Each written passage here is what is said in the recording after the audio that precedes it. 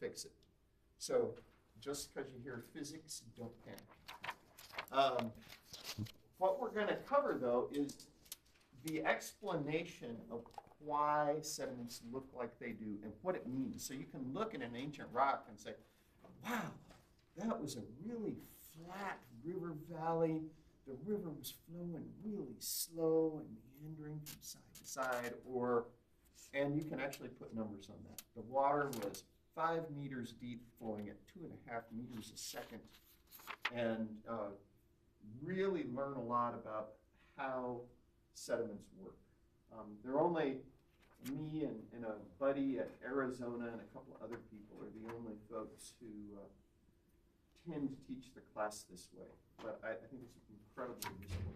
And so what we're doing now That's weird.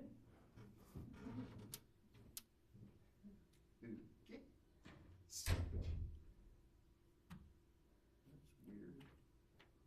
never done that before. Yep. Okay, let's try again. All right. All right, so first I'm going to really briefly go over what the units are we using. And then we're going to go into the types of flow. There are 4 ways in which water or air can flow. And the first thing is units, and for simplicity, we are just going to use kilograms, meters, and seconds.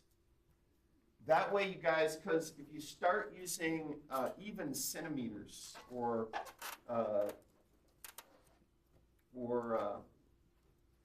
millimeters, it gets real complicated. So we're going to have numbers that, you'll measure something in 6 millimeters, but we're going to convert that to meters before we do any equations.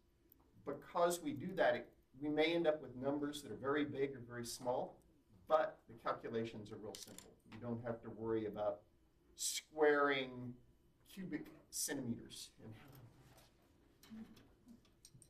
Okay? Anyway, so solids, basically this is, I say 3,000, and I think I have it on there. We're going to use a better approximation of, since I wrote these notes, I decided to go to a better approximation for the density of solids. So quartz weighs 2,650, limestone's about 2,800, clays are about 2,700. So we'll just use 2,700 as our weight of a grain. It's a good, simple approximation of the density of a grain of sand, or a grain of clay, or a pebble. Water will use just the classic 1,000 kilograms per cubic meter, which at standard temperatures and pressures is what water is the density of water. In reality, usually because of temperature changes, water will be a little above or a little below. Works out to be about no more than 5% difference at real high temperatures and real low temperatures. At real low temperatures, like 4 degrees centigrade, water gets to a density of about 1.004. And so 4/1000ths. At real high temperatures, it gets to about 99.1, so it gets less dense. Air, we're not going to do too much in air, but notice it's about an air. This is at standard temperatures and pressure. Air varies in density with your elevation. So here in El Paso, it's much less dense than that.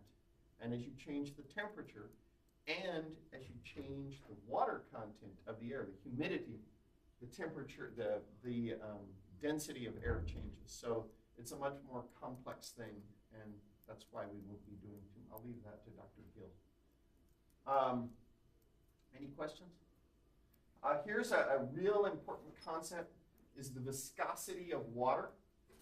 1.00106, 1.06 times 10 to the minus third, and that is in newtons, seconds per meter squared, or pascals. Pascal is a measure of pressure. It's like pounds per square inch in English units.